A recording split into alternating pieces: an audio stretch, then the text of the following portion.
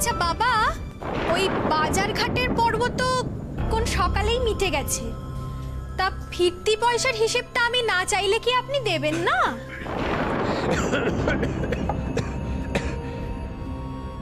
ফিরতি পয়সা কি রে মা?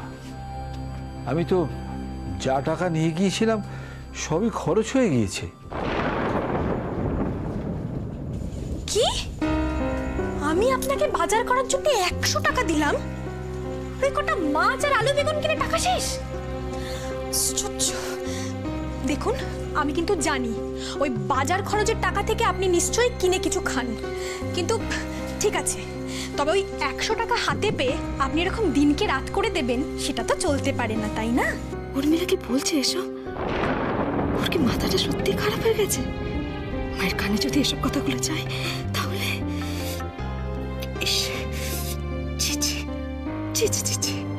মারে, কি আর বলবো তোকে, তোকে তো বাজার ঘাট করতে হয় না, জিনিসপত্রের দাম সম্পর্কে তোর কোনো ধারণা নেই। ওই 100 টাকায় কি হয় রে? আমাকে তো আজকে আরো 50 টাকা বাজারে ধার রেখে আসতে হয়েছে।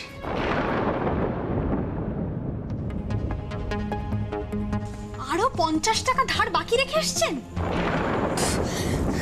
দেখুন, আপনি কোথায় কি ধার বাকি রেখে এসছেন সেটা আমার দেখার দরকার নেই, তবে একটু আগে আপনি নিজের মুখে বললেন যে বাজারে নাকি সব জিনিসপত্রের দাম একদম আকাশ ছুঁই হয়ে গেছে, সেই জন্যে এবার থেকে একটু দেখে শুনে বাজার করবেন। আপনার ছেলের তো অত ক্ষমতা নেই, তাই রোজ রোজ বাজার থেকে মাছ আনারও কোনো প্রয়োজন নেই।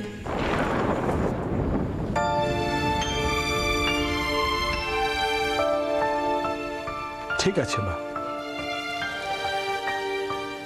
তুই যা বলবি তাই হবে, তবে তোর তো শরীরের এই অবস্থা, তোর তো একটু মাছ টাছ খাওয়ার দরকার, নইলে তোর পুষ্টি হবে কি করে বল? হ্যাঁ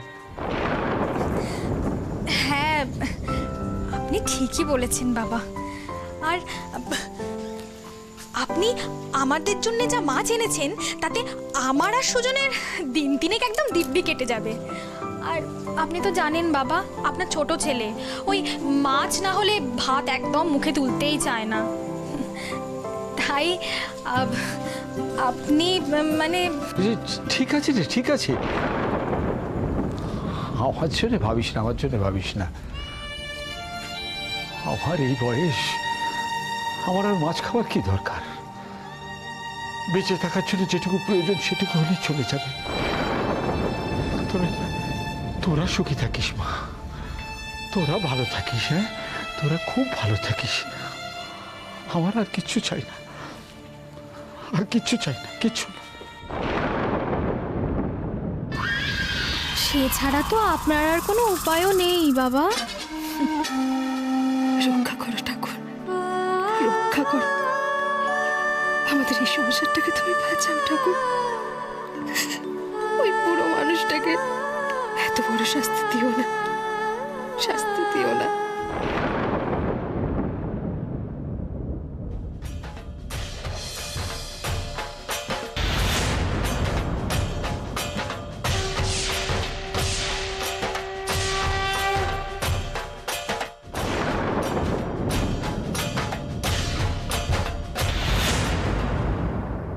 কে?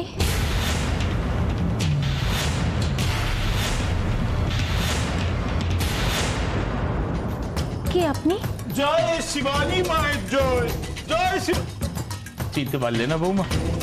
ভালো করে চেয়ে দেখো, ইনি হলেন তোমার শাশুড়ি মার গুরুমার প্রধান শিষ্যা ত্রিকালদর্শী শিবানী মা। জয়। তোমার দাঁড়িয়ে আছো কেন? প্রণাম করো, প্রণাম। ও ভাই, কে এসেছে রে? এত চাঁচামে। ও মা, এই তো মায়ের পায়ের ধুলো পড়েছে আমাদের বাড়িতে। আসুন আসুন, মা এসেছেন। হ্যাঁ মা, মাগো, মা, আপনার পায়ের ধুলো পড়লো আমাদের বাড়িতে, আপনি আমাদের বাড়িতে এলেন মা। ওরে তোরা কে কোথায় আছিস? শাক বাজা, হলুদে, মার পা ধোয়ার জল নিয়ে আয়।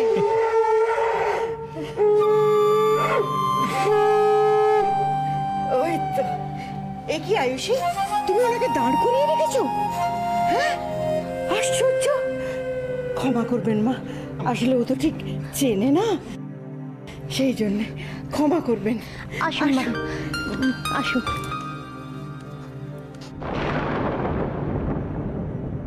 আরে আরে এই, করো কি বৌমা? মা শিবানী মা কি অসুচি সোফায় বসবেন নাকি? আরে বাবা, ওনার বসার জন্য দিদি নিজের হাতে আসন তৈরি করেছেন। হ্যাঁ, তাই তো। এই ছোট, এখানে দাঁড়িয়ে আছিস কি? যা সবাইকে খবর দে। আর আয়ুষী, ওনার পা ধোয়ার জলের ব্যবস্থা করো তুমি। হ্যাঁ মা। কি বড় নাচ ঘর রে বাবা! আমাদের যাত্রাপাড়ায় যদি এরকম একটা ঘর পাওয়া যেত, তবে নূরজাহান যাত্রাপালার রিহার্সালটা জমিয়ে করা যেত। ধা তেরে কেটে ধা ধা।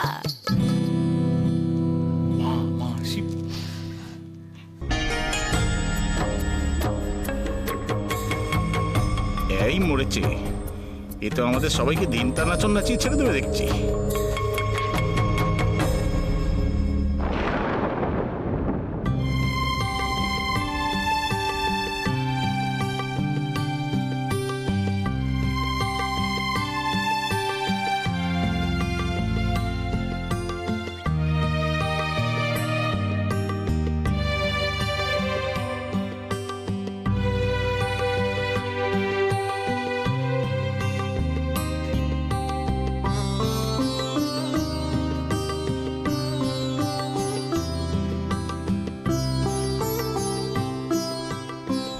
জুই,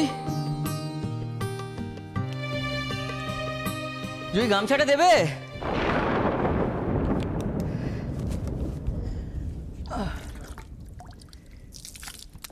ও জুই, গামছাটা দাও না।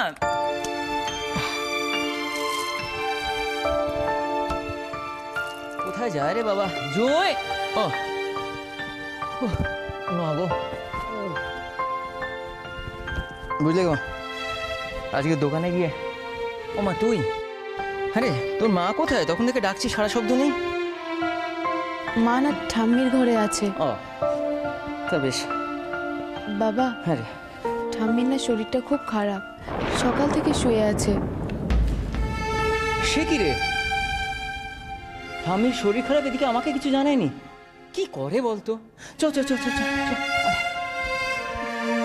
রোহিণী আবার এর মধ্যে কি নাকি বাঁধিয়ে বসলো কে জানে। নির্ঘাত সময় মতো ওষুধ খায়নি। যা তেজ!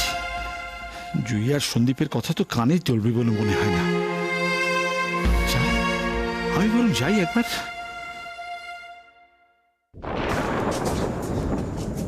বাবা, কোথায় যাচ্ছেন? না, শুনলাম তোর মায়ের খুব শরীর খারাপ হয়েছে, তাই ভালো একবার একটু দেখে আসি। ঘর বয়ে এসে খবরটা কে দিয়ে গেল? না না, খবর কেউ দেয়নি, ওরা বলা বলি করছিল, আমার কানে এলো তাই। আর অমনি আপনিও ছুটলেন মায়ের ঘরের দিকে? হ্যাঁ, আশ্চর্য। আচ্ছা বাবা, এই মায়ের তো দুদিন অন্তর অন্তর শরীর খারাপ হয়, সেটা আপনি সেরেও যায়। আর তাছাড়া ওখানে মাকে দেখার জন্য আপনার বড় ছেলে, বড় বউ, নাতি সবাই রয়েছে। আপনাকে গিয়ে আর ভিড় বাড়ানোর দরকার নেই। আমি একবারটি দেখে চলে আসবো। না, আপনি যাবেন না কোথাও, এখানেই থাকবেন। আমার শরীরের এরকম অবস্থা, হুট করে আমার কিছু একটা হয়ে গেলে কে দেখবে তখন আমাকে? আপনি বেয়াক্কেলের মতো চলে যাচ্ছিলেন, আপনি কোথাও যাবেন না, বুঝেছেন?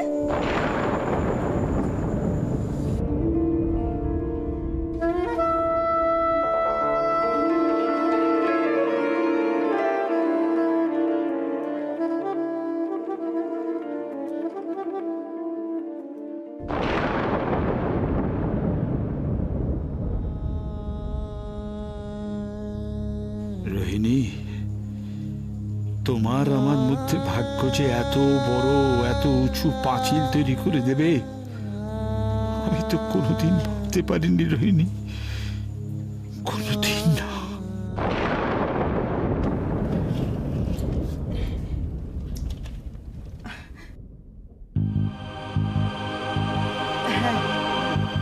পেট ভরে খান মা, খেয়ে পথের ক্লান্তি দূর করুন।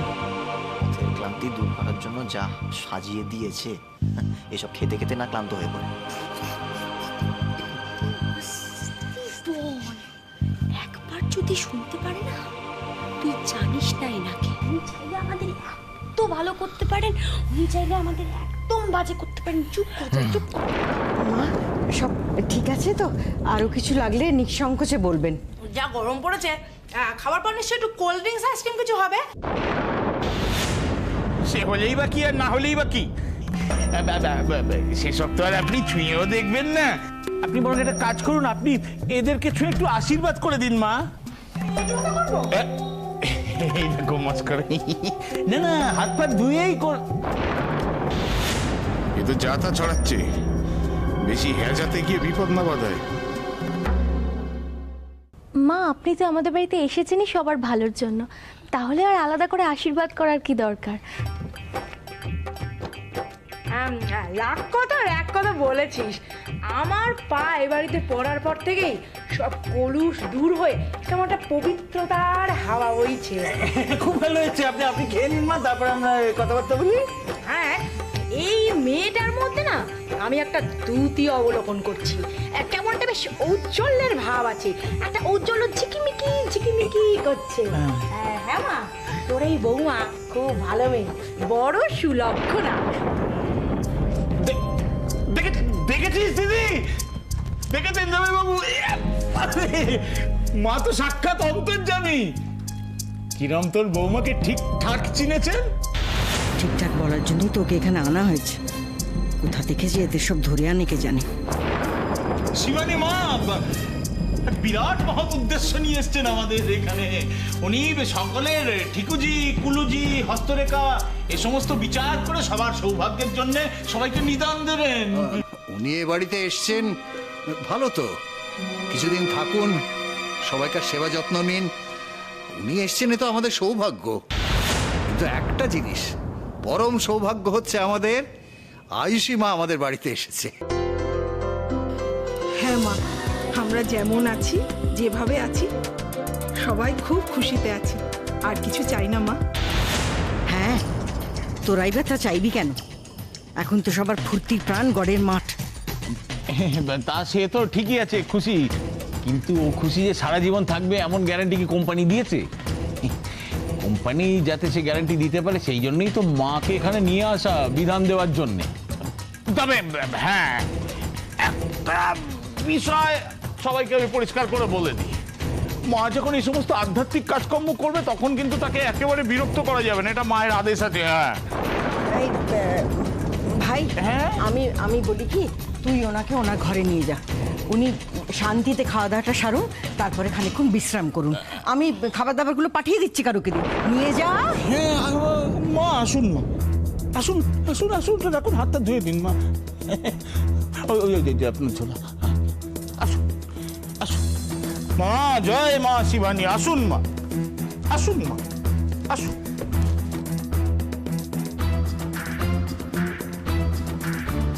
ও না মিঠু, তোমরা একটু মায়ের খাবারটা এগিয়ে দাও না।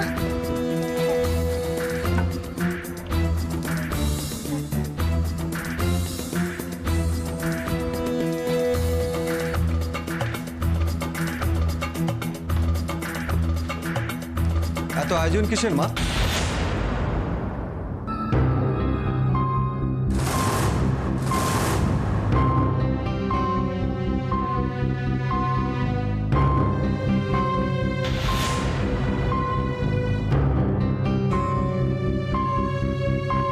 এত খাবার দাবার, এত আয়োজন, কেউ এসছে নাকি মা?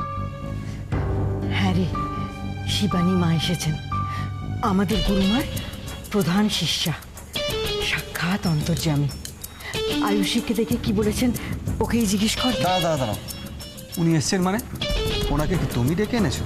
আস্তে, তুই চেঁচামেচি করছিস কেন? কেন বুঝতে পারছিস না উনি আমাদের উপর দিয়ে এত বড় ভাড়া গেল?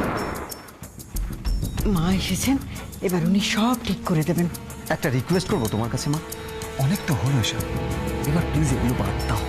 কেন এরকম করে বলছিস?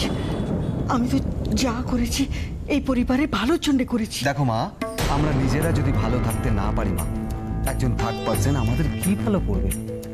আর তোমার এই বিশ্বাস প্রবলেম ক্রিয়েট করা ছাড়া কারুর কোনো ভালো করেছে বলে তোমার মনে হয় মা?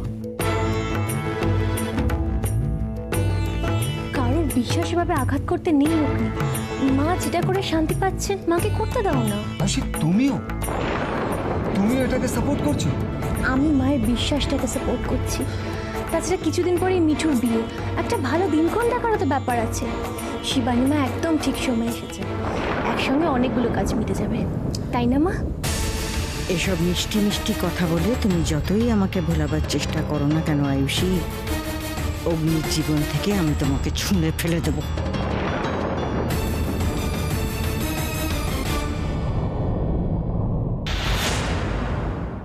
কিন্তু আসল কথা যেটা হলো, বড় আন্টি নয় আমাদের আগের জেনারেশন, উনি এই সমস্ত ওয়ার্ড চিন্তা ভাবনা মেনে নেওয়া যায়। কিন্তু দি ভাই ও কি করে এটাকে মেনে নেয় বলতো? আমি আর জিতু যখন বোঝাতে গেলাম আমাদের একটা কথা শুনলো না। আমার কি মনে হয় বলতো, সেদিনকে ওই মন্দিরে ওই ভট্টাচার্যি মশাই যা সব বলেছে না, বৌদি ভীষণ ভয় পেয়ে গেছে পুরো বিষয়টাতে। তাই কি বলতো, বড়দা ভাইয়ের জন্য যা খুশি তাই করতে রাজি আছে, এভরিথিং। না না, কিন্তু এই সব ব্যাপারগুলো তো ইললজিক্যাল, কোনো বাপ মানে নেই এসবে। দি ভাইয়ের কি নিজের উপর ভরসা নেই নিশ্চয়ই? এটা তো এটা তো বোঝানো উচিত আমাদের সবার। এই একটা কাজ করি না, আমরা সবাই মিলে গিয়ে একবার বোঝাই না বৌদিকে। সবাই মিলে বললে বোঝাই, শুনে ট্রাই করছি। কি মিঠু দি, কি হলো? তুমি এখানে দাঁড়িয়ে আছো কেন? মিঠু দি, তুমি দাঁড়িয়ে দাঁড়িয়ে আমাদের কথা শুনছিলে? ও দুষ্টু। জানিস ওই যে শিবানী মা আর বড় মামি দুজনে মিলে পঞ্জিকা দেখে আমার বিয়ের দিন ঠিক করছে। বিশ্বাসই করতে পারছি না। যাই বিয়ের দিন ঠিক হয়ে গেল? তোমাকে নিজে বললো? এই ডেটটা কবে গো? খাওয়ার মেনু কি কি? হ্যাঁ তোরা আমাকে এরকম কেন করিস বলতো? এই আমি আরে শুনে যা।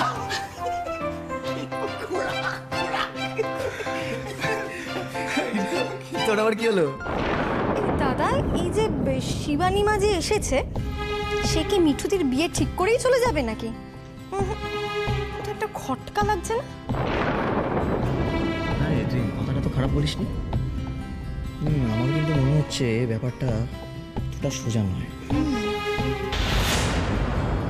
আমারও ঠিক তাই মনে হয়।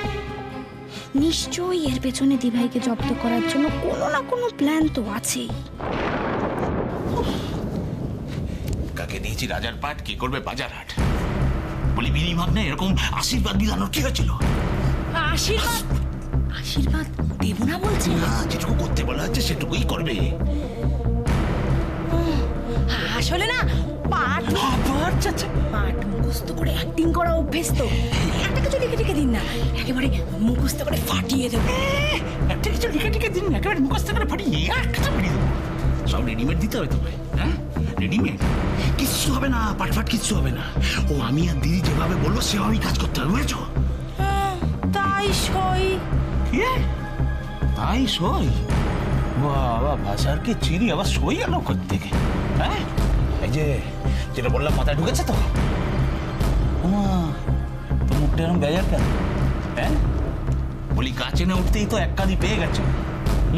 নোটের তারাটা যখন দেখেছিলে কেমন লেগেছিল? নাট বেরোচ্ছে তো?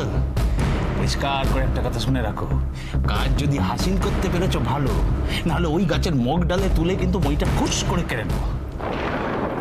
এই যে বলি, আমার কমিশনটা কিন্তু হুলো মেরে দিও না। ভাই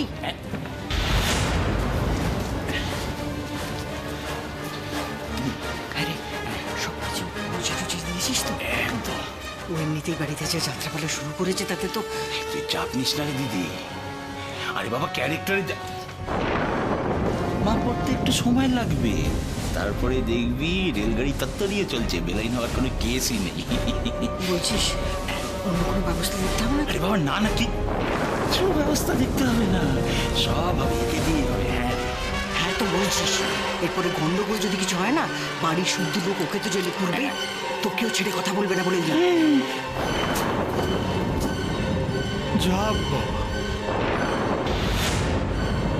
এ তো ভেবেছি দিদি আমাকেই জেলের ভয় দেখিয়ে চলে গেল। সত্যি এ তো ঘোর কলি।